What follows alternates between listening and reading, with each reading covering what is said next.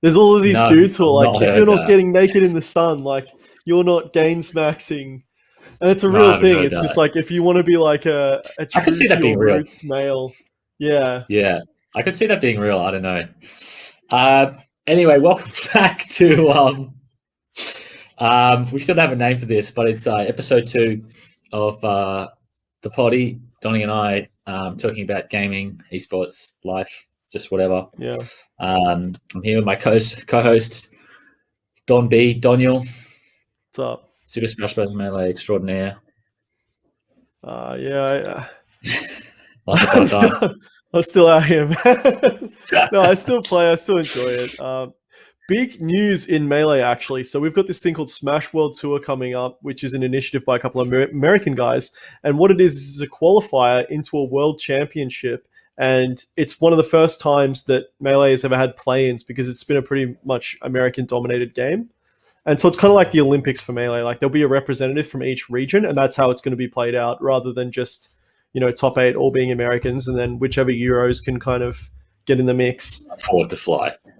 Exactly. Top 100 has often been referred to as very pay to win. Like Melee's has had a pay to win issue of all of these great players who can't afford to show up, kind of thing. So those guys getting an opportunity, being flown out to play against the best, and it'll be good content. That's the main thing it's going to be used for. But an interesting turn of events, because Sydney is in lockdown. Josh, Sora, and Sock My Son Jacob both can't come. So the number 1 and 2 ranked players in Australia can't come, and we were just thinking of other countries. It's time to shine. They've sent their best players already, right, in this situation if COVID's affected it. But for whatever reason, our TOs have decided that we're going to play it out, and the winner is going to get this thing, which is like a trip to America to play in this event. And so that pretty much means that it's going to be similar to Bank, with maybe McLeod and a few others in the mix who weren't at Bank. But we could be seeing Don B versus SA Nick Game 5 again. And so it opens the door for me to be a potential contender, especially with Josh gone. And I'm thinking if I win it, I'm going to try to give it to him. But I know Josh. SA Nick won't do that. Well, I'm 80% sure SA Nick won't do that. So, yeah. I don't know, how does that work with giving... How can you give your qualifying spot to someone else? That sounds... I'll just say I won't go unless he can go. But is that for 2 people? Do you get... No. I'll go as coach, and I want him to be able to play. Worlds. I want him to be able to play. I want to give him my bracket spot, and if he's but how is that even possible? Spot, I just won't play. I'll threaten to int. I'll disco Nuzu. Possible. That shouldn't be real. I don't see how you could just qualify and give your qualifying spot to someone else. Why can't I? It's mine. I don't know. It's like competitive integrity. Like, what if it wasn't Josh? What if you just won and decided to give it up to Sock? Then everyone would be like, well, Josh is actually the number 1 power ranked player. So why this one should gets Sock go? away? And you're like, well, I'm not going to int if he doesn't play. This one gets away because everyone just knows how good he is. It would just be such a shame for him not to be able to play. Yeah, I get that. That's cool. That's cool. Electing Falco Master 420 as my guy, and I'm like, unless Falco Master can get on the plane, yeah, Master deserves to fly. So it's a month out, and the old dog might actually have to get back on the solo grind. I have to give away a bit of league. Conscious improvement, yeah. But on the league front, I had a breakthrough at 3 a.m. last night. I've recently started playing Silas, and I had the game where top lane is running down. He's typing. Apparently, being 12-0, him being 0-12 is jungler's fault. It's all this guy. Yeah. He had a bad early game, sure. But him just absolutely blowing it out and running it down into Set. Not the guy that you want to be huge. Anyway, this Set's a monster. I'm Silas. I'm kind of winning my lane, kind of not. I have to go take care of this Set. He kills me, so I'm 3-1. I'm having a great early game. Anyway, at the end of this game, I 1v3 twice to save it, went out with open Nexus. Like, we get wiped at Baron, and I am playing my heart out while these guys type. And Hero moment. Win the game, and I haven't popped off. Like, I was like yelling at my computer when I won, bro. I was like, this was the one I wasn't supposed to fucking win, and I put the cheat code in, bro. I put the cheat code in twice. Hack the system. Unplugged Dude, himself. I Zonya's Syndra's ult, and I had it stolen, and I came out because like the balls were going on me. I Zonya's all the damage, came out and ulted her back, and then killed the. I'd already killed the other guy, so I 2v1 the final situation. Yeah, exactly. Just like I'm thinking, it's me time. Call an ambulance, but not for me. But yeah, I don't know. I always looked at Silas and I was like, this guy seems a little crazy, but he seems a little hard, so I won't play him yet. And then I played him in a couple of norms and on my other account, and I was like, this shit's actually kind of easy. I'm thinking I'm the best. And then I went in and just yeah, I'm thinking I'm cracked. I started queuing ranked games and just like with no time at all started squashing people with this character. I'm like, this guy has too much damage. Yeah, he's really good, but first of all, I'm stoked for you. That's the game. That's the experience. League is so full of negative experiences that I think being able to like pinpoint yes, dude, this is the one. I feel that. I think the listeners feel that. It's definitely special. Bro. That's the moment. That's the moment we all dream of. So I'm really happy for you that you got to experience I wasn't that far ahead. Like, it wasn't one of those games where you're just stomping and you go 20-0 and you're like, cool. Yeah. Like you earned it, paid in full. You got your 16 LP paid in full. Yeah. It's kind of funny that actually that same 16 LP, if you think about another random game you won, that was probably, you know what I mean? That was probably piss. It was probably just a nothing game. And you got the same amount of LP for that's supposed to be a win, right? 2 different levels of effort, like that it doesn't correlate. I don't know how it would correlate because it's all matchmaking anyway, right? But it's just like right. It's funny that like, you get the same amount, you get rewarded the same whether you play a 40-minute slugfest and you play the game of your life to win versus like enemy team is literally just inting each other and they forfeit at 15 and you win. And League has a lot of similarities to poker in that way.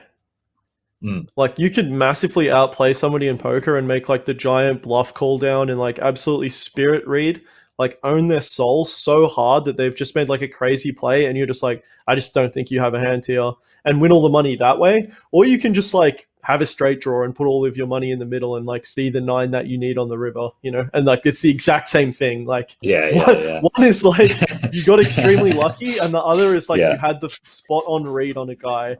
But in both of them, you win like a full buy-in and you feel good. Yeah. So I kind of think about it the same way. Like, there are games that I'm supposed to win in League, and this one was one of the ones which is like, if I was going to be hard stuck where I am, I'm supposed to lose. Yeah. So, yeah, that's why I felt good. That's good. I think I don't know if you saw this, but I think would be interesting to talk about was last night in the LCO. There's a bit of drama. I heard about this. Yeah, did you see any of it, or you just saw like on the timeline? I didn't actually see the game. I just heard that it was a game prolonged against guys who are pretty big underdogs to be beating anybody. Yeah. So like, I didn't watch the whole game. I watched the first like 15 minutes, and then I switched off because it was just like the result was just really obvious, and my boys were playing afterwards. So I wanted to jump in. Dude, I did watch the Legacy game though. I don't talk. I don't want to. Jeez, I don't want to talk about it. Yeah. It was a bit. It was one of those ones.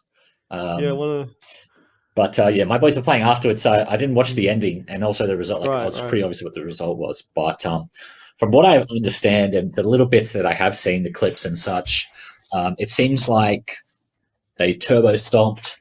And then from about the 20-minute mark onwards, like it ended up being like a 30-ish minute game. But they could have ended basically at any time after 20. Something along those lines. Right. So it's 10 unnecessary minutes. Yeah, so basically they were like win a team fight, not take any structures, and then just like hide in the jungle until they respawned and just like killed them again. And they just did that for like an extra 10 minutes, I guess. And there's been a lot of talk about it. And I think the kicker was a few of the players went into Twitch chat went into like the LCO Twitch chat afterwards and started like shit talking the viewers for complaining, as in like right. no, this is actually not cringe. It's actually based, and you're wrong. Right. That kind of energy. And your hard stuck as well. Yeah. That kind of energy.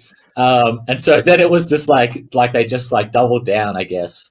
But Rusty Zach, one of the casters, had like a said a few things in game while casting about it, just expressing his displeasure with what they were doing.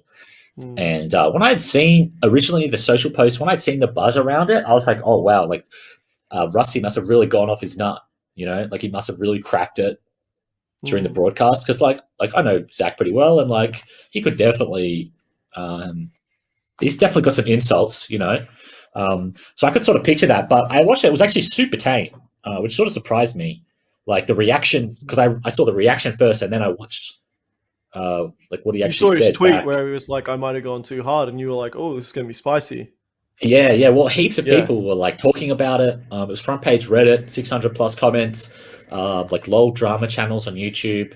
I saw it independently a bunch of different places. It got pretty good traction for something that happened in the LCO.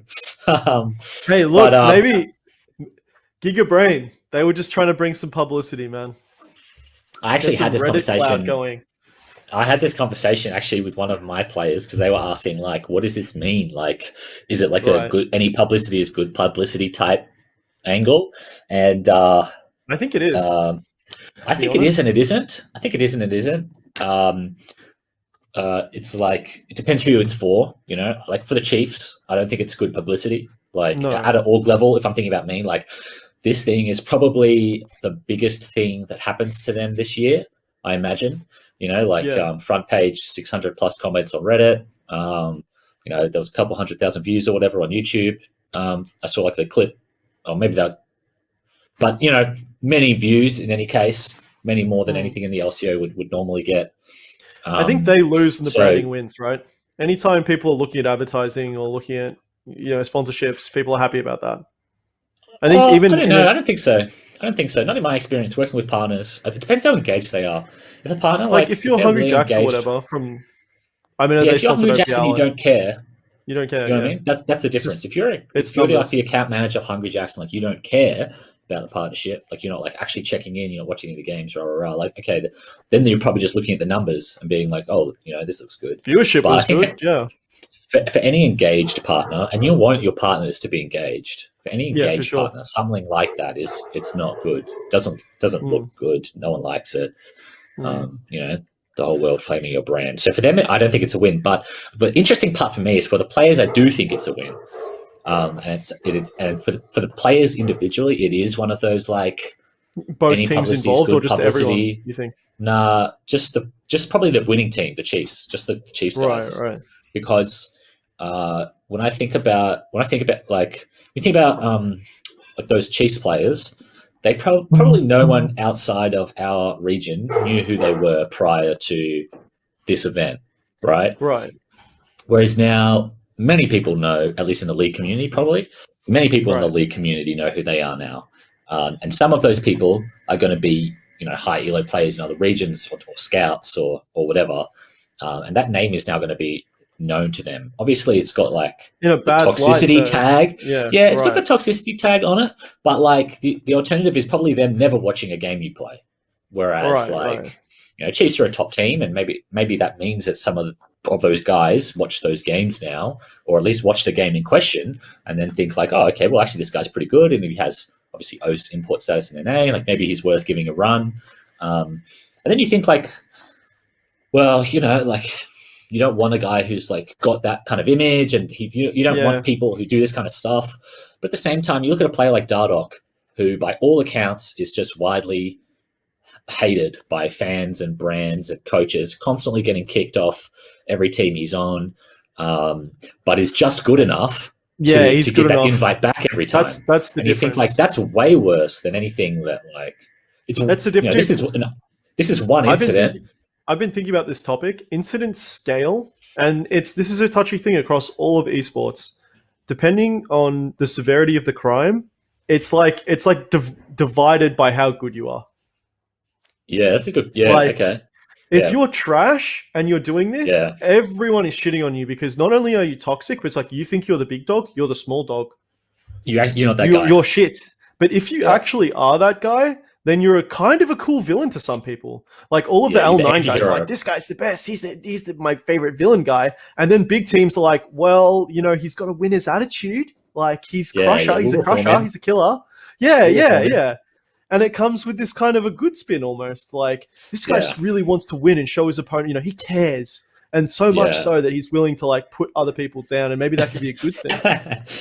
Like people are willing to start like putting coke in your place if you're good enough. And that goes for every incident in esports. Yeah. You also have to be a kind of maybe not personable, but semi-likable. You can't just be shit all the time. Like, well, it depends how you're being shit. How you're expressing that. Like, is it that you are, prolonging a game that you don't need to and stomping the enemy doubly?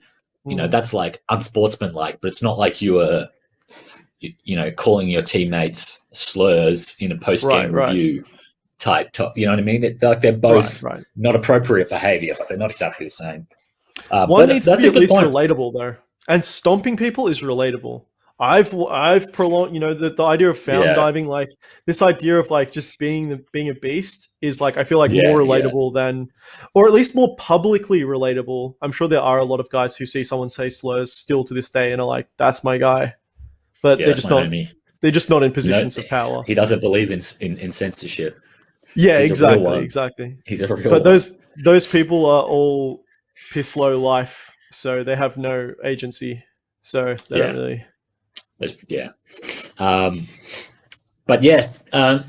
So I think it's a weird one, which is for the brand, for the August. I think it's pretty bad. But for the player, I think as well to do it to the bottom team. If it was a show of strength versus another rival, it's different because this happens in Melee, right? Like how can he walk up and down smash? Captain Falcon versus It's one thing to like embarrass. This idea of embarrassing another top player, but like you don't go and embarrass a guy who's not top 100. Yeah. You don't go and embarrass a guy who's.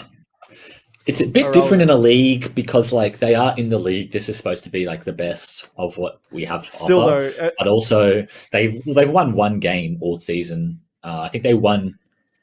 I don't think they won any games last season. Last week, right? So they won their first game, I think, for the year last week. So it's not impressive, I guess, either to do that. But and I think it becomes less heroic and more toxic the worse the opponent that you're doing it to is. Yeah. If this was number 1 and number 2, and number 2 is saying, I'm the big dog now, we're going to shit on you. We're going to embarrass you. So when we play Grands, you're going to be mentally defeated. I can kind of get behind that. If it's a top team, like if it was Chiefs versus Pentanet and they had done it to Pentanet, I don't think we would have the same complaint. Really, like I think they probably would be able to do it because if you keep flipping team fights, eventually you might lose one, and then right. You know what I mean? But if they done it, then I think it would be different. Yeah, it would be a bit different because it would be like, damn, like they really just put him to the sword, like they really did just big dog them. I think we'd probably be talking about the skill gap more than the sportsmanship. But it's like, it's second versus last, and last hasn't won a game all year. Yeah, it's not a good look. I mean, no, I don't think so.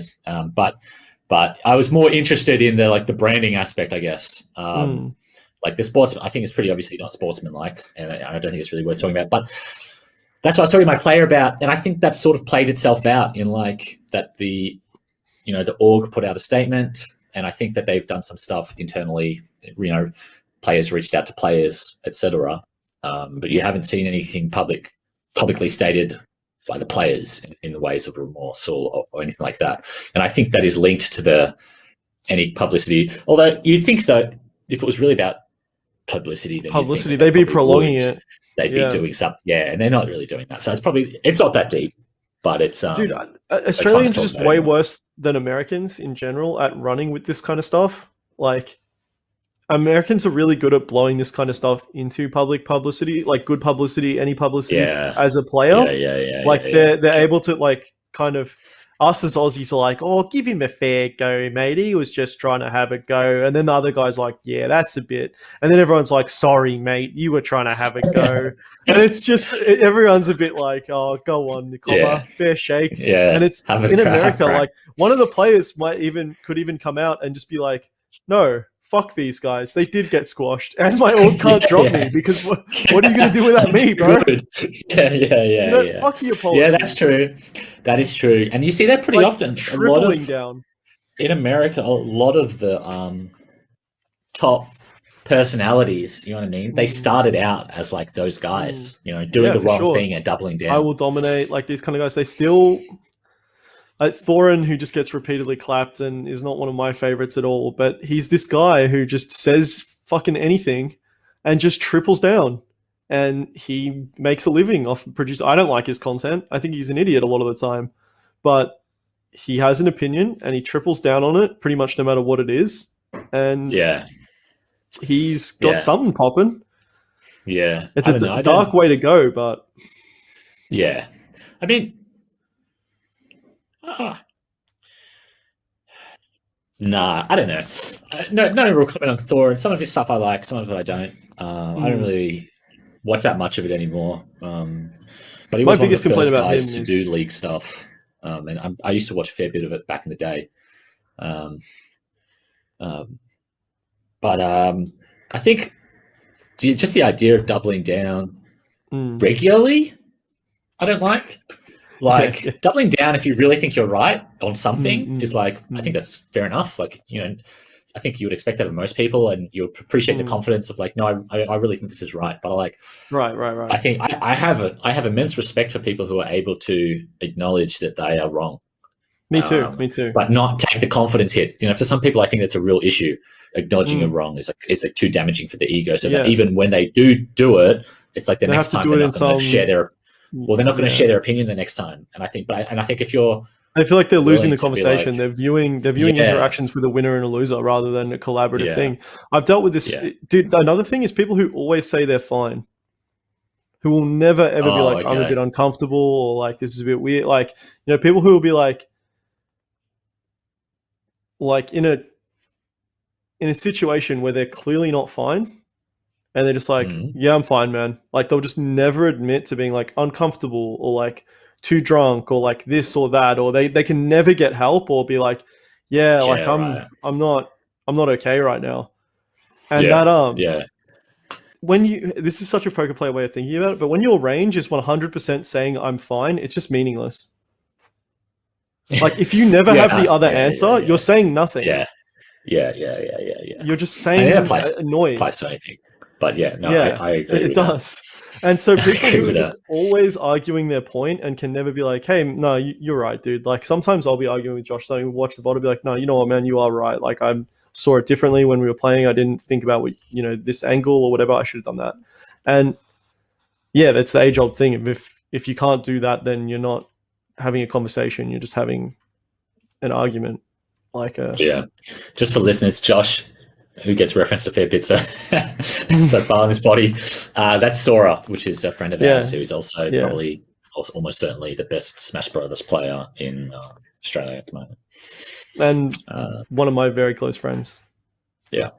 Someone I spend a lot of time talking to. But yeah, it's interesting conversation trees with people who have unbalanced ranges. Very boring. Have balanced ranges in your answers, people.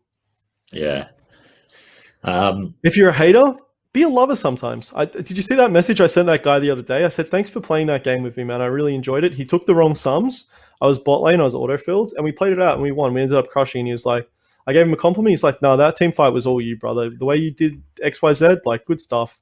And he didn't. Would you still have sent that? Would you still send that if you lost?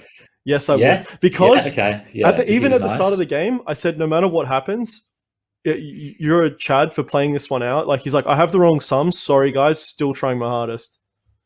Yeah, okay. I appreciate that. Yeah. Appreciate that. And I was like, super I like that too. Classy move, bro. Yeah. I wouldn't have felt different. I wouldn't have flamed him if we lost. I've made that. The first thing I typed was, it's no problem, bro. I did that like 20 games ago. I had the wrong songs, so I can't even claim. Yeah, I think that's something that a lot of people lose track of is like how often all those things happen to everyone. Yeah, for sure. And it sucks when it happens to you because it's like you didn't make a mistake, but you have to deal with the consequences because it's a team game, like all team games. But then when you do it, there's a reason. Your blitz fucked up, or this or that, or something. It's like maybe his blitz fucked up, bro. Maybe something happened on his end. Yeah. That just goes back to the thing we talked about last week, right? That the other people aren't people. Yeah. When you make a mistake, it's for a human reason. When they make a mistake, it's a bot messing up. So. They malfunctioned. Yeah. Yeah. Same thing. Doing it to you. Yeah. But I messaged him. He sent a love heart back, and he was like, "Thanks, brother. Let's play again anytime if you want to play norms." And I was like, "Yes, dude. Yes." Making friends, dude. I've been accepting random ads recently. So I recently hit top 10 solo queue, which is it's been a long time since I've done that. Fucking go. The big dog's back on top.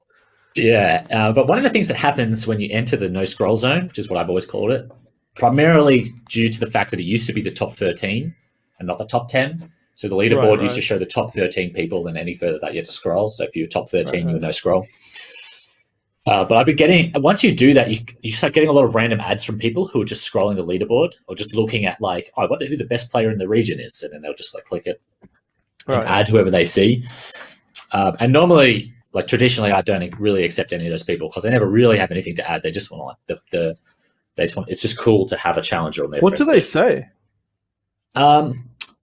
So a lot of the time they'll actually not say anything, but on my Smurf, which is the account that's high rank, I sort of have this rule where like I don't let any lurkers exist on my friends list. So like if you're on my friends list, you have to talk to me. Right. Even people that I know, because some people that I know I don't talk to, right? Like I rarely talk to them. But like when you deleted Drag Crew, man, and he called you out in the I'd be calling people all the time. If you stop talking to me, I just delete you off that account because I don't want to. Like that's like my tryhard account. I don't want. If you want to socialize, you can add me on my main. Like I have like my friends list on my main is basically full. Which you're never on anyway these days. Yeah. So they're gonna have to hit you on Discord. Just send me an email. But I've been accepting them, and mostly when you press them, most of them want some tips or like want some. Yeah, how do I get better? Some of them want you to boost them, but mostly it's tips on how to get better.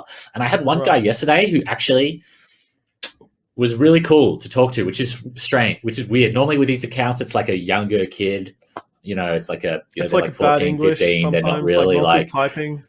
Yeah, it's like a sort of I don't want to call it a fan interaction, but it's not like a real interaction. It's just like, hi, you're challenger. Oh my god, kind of deal.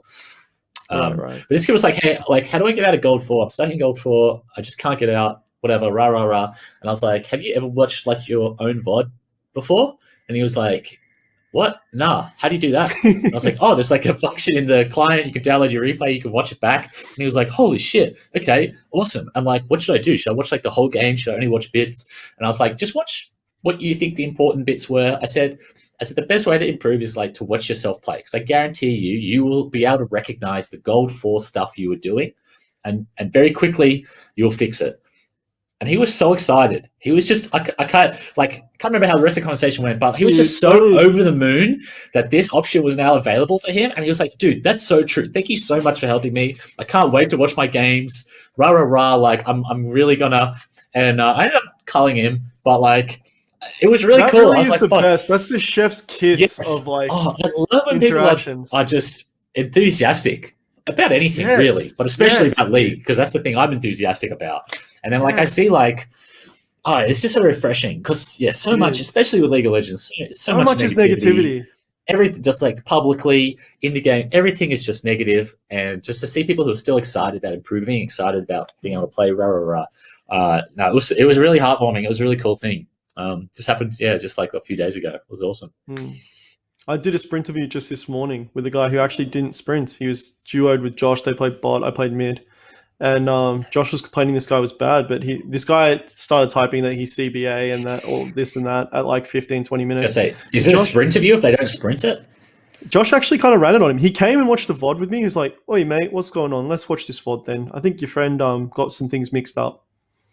and he's like, we watched the VOD together at like 10:30 a.m. He watched it all with me. We probably sat there for 10 minutes. He didn't make. Josh kind of just sprinted on him. Josh took a tower dive that was just like, what are you doing here? Why didn't you back? And just a few moments where I was like, sorry, I'll get off and tell my friend, like, if you typed like, yeah, you typed ICBA and stuff, and like, I have a problem with people who give up, but like, obviously that's 90% of the league population. I'm not going to change this guy's opinion, but like, he didn't actually stop trying. He typed like, this is doomed and stuff, but I watched his gameplay all the way through. His lane was messed up, but like, I got off the call. I was like, sorry, bro, have a nice day. Like, with your game from home or on the go, you need the new Razer Barracuda X. From the winners of the best gaming headset in 2021, Barracuda X connects via USB-C to any device that accepts it. That's your Switch, PS5, your computer, your phone. With about 20 hours of battery life, means it won't die quickly. You can pick it up at all major retailers across Australia and New Zealand at the moment. That's me.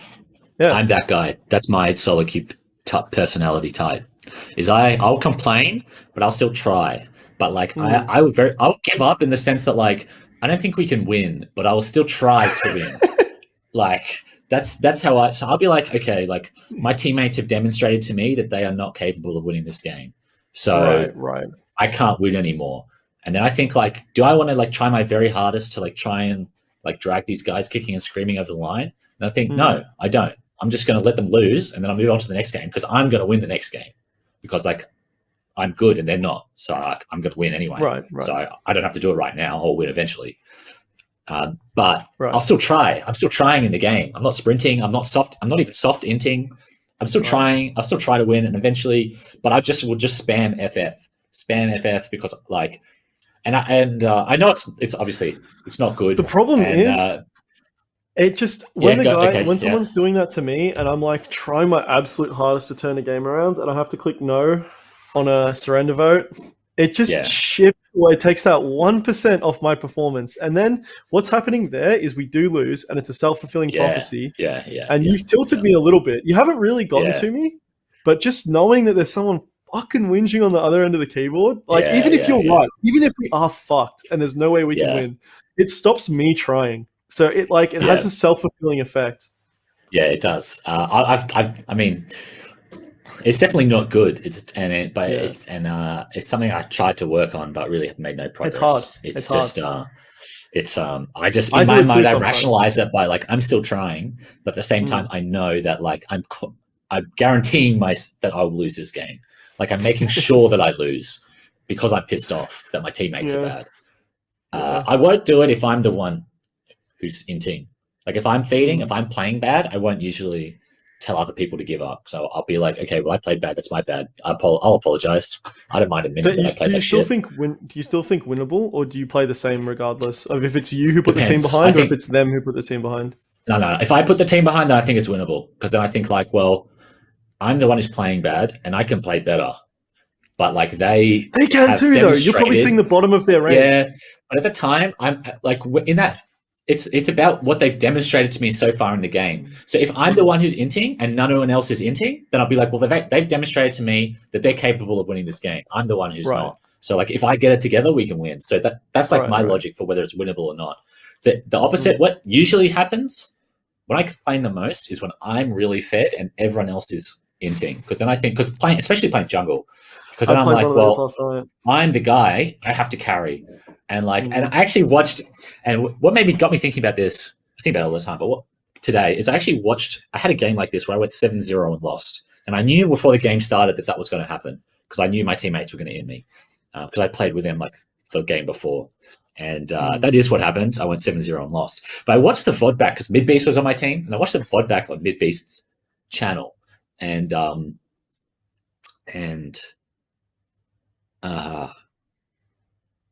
he was in like good spirits throughout the whole game. He wasn't playing very well, but he wasn't running it. But he wasn't playing very well. He finished the game like doesn't matter.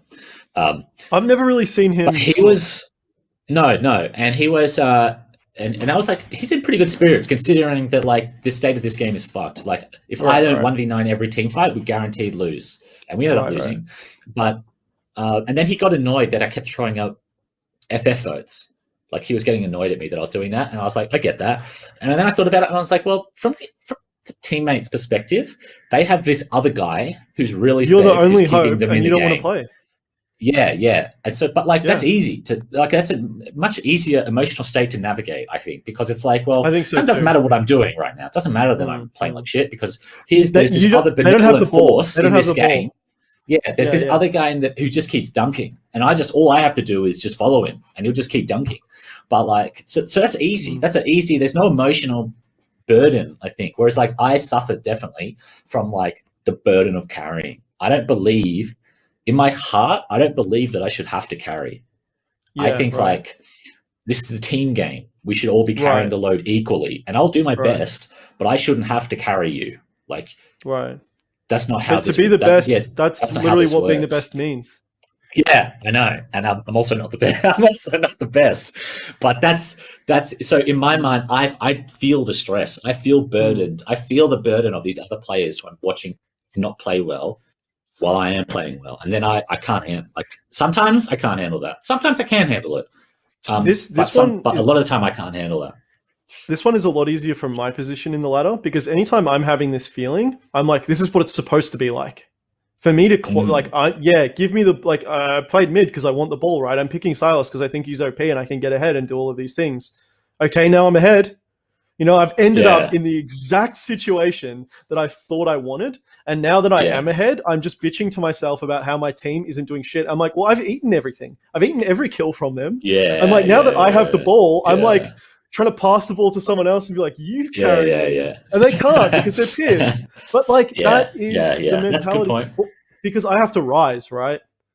Yeah. Like, anytime I'm in that situation and my team aren't doing anything, but I am, I'm like, oh, this is the game where I'm getting ELO. This is where I'm actually gaining ELO. Like, that's how I have to be boosting upwards, is like 1v9ing.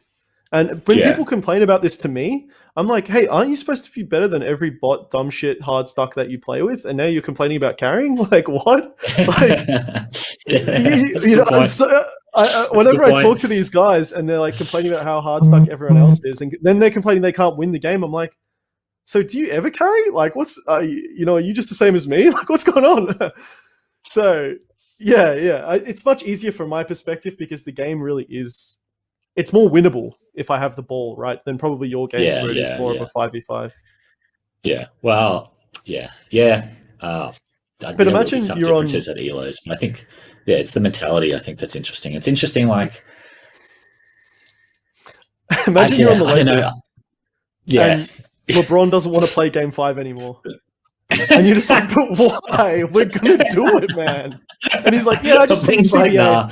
He's like, CBA. Seems carrying you anymore. I'm going to take a break, Pocket. You can do it. There's 5 people on this team, isn't there? Why do I have to score all the points? It's like, LeBron, what about the ring that cements you as the undisputed greatest of all time? He's like, CBA. Someone else will boost me later.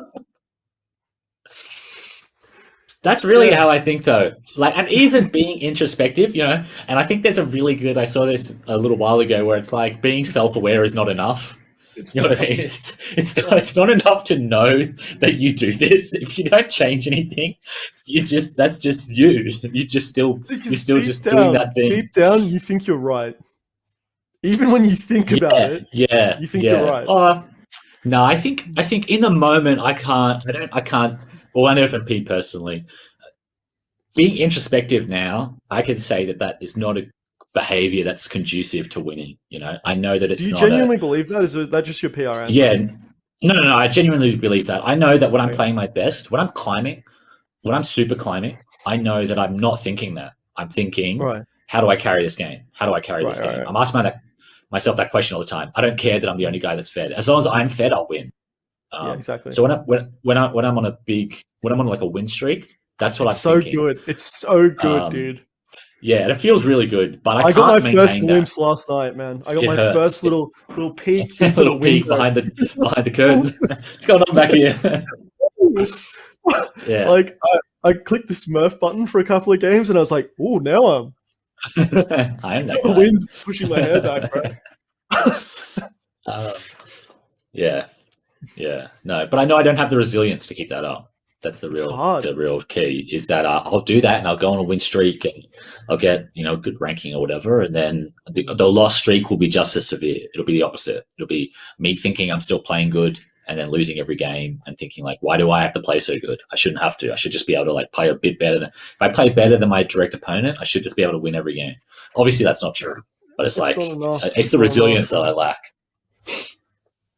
But anyway. And we were having this conversation offline the other day. This might be the last topic we can segue into, is that League of Legends, as you were saying, you've got these guys like Chovy, he's being heralded as like the greatest mid. And it's like, why is it not enough? Like we were talking about, is there a gap where you actually can 1v9 in this game? And it's like, well, as the levels get higher and the separation between these guys gets smaller, in a game like League of Legends where it is very numbers based, it's not like Counter-Strike where Simple can just drop into a bomb site and go click, click, click, and it's just insane. It's magic. Yeah. It's just he is 3 players in that moment. Yeah, and he can do it like with no eco. You know what I mean? Like he could do it. He can do it anytime. Like the game, the game state doesn't affect his ability to do that. A little bit. Like it does, but not like as significant as it does in a MOBA. Yeah. Someone can't have put him so behind that he can't afford the gun forever that can do that. Yeah, like if Chovy's in the dirt, it doesn't matter how well he plays. He's like if his team, wallet gapped. Yeah, and he can't carry them to a world's victory just by having the performance of someone's life. Yeah, yeah. And I think that really weighs on people in League. Is like, even if you have the performance of your life, it still might not be enough. Yeah, you can play the best you've ever played and lose. I mean, I guess that applies to everything, but like some games, then the other guy was just agency better than others. In Melee, if you play the best of your life and still lose, you probably just aren't that guy. Yeah, you're probably just significantly skill gapped in that spot. Yeah, I mean, I'm talking about the best players ever having the best game of their life. I'm not talking about right. O2 Joey, trying to. Just playing the best he's ever played. He just learned how to wave dash last week. Right. That's not like I'm talking about Chovy playing the best Chovy's ever played, which would probably be some of the best League of Legends that's ever been played in existence, and it's still not. Right. And I think it takes a real sportsman to be the LeBron, to be the Chovy, and lose because one of your teammates isn't a god; they're a human, and you happen to be, and to be graceful about it. I think very few champions have been able to do that. To not only be that good, but then to be graceful when someone else lets you down. It's tough in a team environment, right? Because like LeBron is that guy, right? And then when he doesn't win, it's not his fault. And really the only reason he's not that guy is because he chose his fault. In his mind, it's his fault. Yeah, sure. But like I think objectively, when you look at a basketball team, there are many factors that he can't control that would go into whether or not they lose. If his job is to gig a Smurf, if he's been employed to win, then it is his fault when they lose. Because that's he's not just a player. He's not one of 5. Everyone is employed to win. No, but he's not one of 5. Which of them is being paid not to win? They all are employed to win, but it's like everyone at a company is employed to do their job to the best of the company, but not everyone is making decisions that are actually going to affect the company's one guy's future. Job is actually to carry the entire business. That's his the role. The guy who's employed to be a photocopier could be photocopying so optimally, dude. He could be just running those very perfect. Boom. 8 hours a day, no chatting, no anything, just ultimate photocopier. And he is having less impact, even though he is doing the job he has been employed to do to the max, than the guy who's employed to like manage a company's finance or decide whether they should be like doing mergers or acquisitions or like. Yeah, but my point was going to be more about due to him choosing a game that is multiplayer or choosing a team sport. Like he's not that guy because he chose a team sport. Whereas like if we didn't value team sports so highly, if NBA players weren't the highest paid, maybe he would have chosen boxing or like some other one-player sport. It is a team sport, but their job is that guy. Their job is to give him all of the positions where he just can execute. Everyone else is just an assist, and he just has to execute this freaky shit, and that's their job. But I don't know. I don't buy it. There's so few sports in which enabling one star for success and it's not just basketball, but I mean in general, there are so few sports, so few team sports and team games where enabling a single player is like the optimal way to play. Normally that's a crutch. Right? Normally it's like everyone should accept this guy, so let's play for him. No, I wouldn't say Uzi. Like, yes, he was. They did play like a funnel style, and he was that guy. But Uzi played with some of the best laners, some of the best players of all time in the other positions. It's not like he was playing did Michael with Jordan. I mean, they can't. Dude, at the top level. But that's exactly the point. It's like Michael Jordan was not playing with 4 shitters. He was playing with Scottie Pippen. You know what I mean? Right, exactly. Like, he was playing with really good players. He probably fucking made these guys careers in a way. Like when you're emanating that much greatness, you're teaching people, you're setting them up, you're enabling. Like in a team game, yes, you can't be playing with people who are 8 years old playing like junior league basketball on your team. This came from the solo queue example, and I think that is the case. That in solo queue, the same ELO as those scenarios. But they're not 7-year-olds. Yeah, but high ELO, the skill range in high ELO is much more significant than the skill range in any other ELO.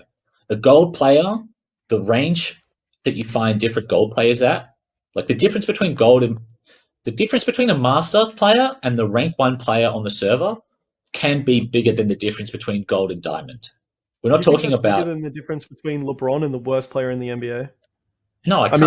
How could I possibly draw that fucking comparison? But I'm saying, like, the idea that this person is the same elo in you, it doesn't stack up. Right. Especially in OS where you're getting games that have just been thrown together. Especially in OS, but in pretty much every region. I mean, if you looked at Korea and you looked at the top players on the server, the top challenger players, rank 1 and 2, and you compared them to the bottom of Master or even Grandmaster, like these guys all play against each other. They're all made into the same games because they're relatively close. But the skill gap is, at the top you've got Showmaker or Faker, and at the bottom you've got some guy who will never even come close to getting a trial on a team. You know what I mean? Showmaker's such a sick tag. All time. Yeah, it is. The greatest players of all time, and fucking some Warwick one trick that you'll never hear of, who's got to quit playing the game because he has to work a full-time job next year. You know what I mean? Like, that's the gap. Whereas, like, the difference between being the same elo. Yeah. Anyway, it doesn't stack up the same way that low elo does. In The Last Dance, what's the guy's name? Steve Kerr, the white dude who Michael Jordan bullied him for being bad, because he would play against him in training, and he would just be big dogging this guy. He's like, "What are you gonna do, bro? Like, you're so stuck." Basically, just like when you're the guy who always has the ball and you're just a freak. Michael Jordan used to flame his teammates, and it's just like.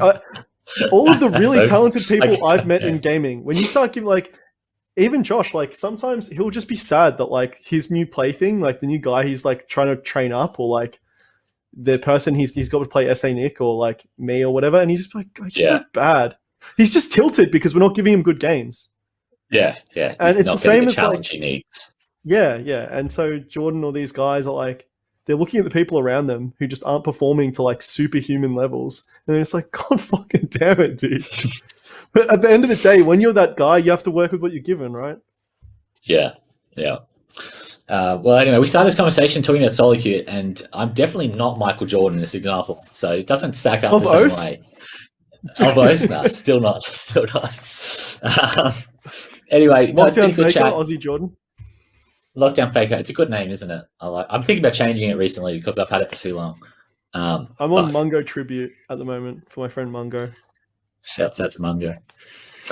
I think we've been going a little while, so I think it's time to wrap up. Thanks for hanging out again with me, Donnie. Appreciate it. Appreciate your time. Thanks for those who have listened. Shout outs to listeners, man. If anybody's listening to the show at this point, big fucking ups. I love you. Dude, if you've made it this far, that's crazy. You got to know so much about us two just for no reason. These people are going to know us so well. Just talking about what makes us tick. Man, I'm just not mentally resilient enough. Listeners damn, dude, that Carbon, he just needs to work on his resilience. Maybe next episode we'll get into life issues. Yeah, I just feel like I'm not really being heard.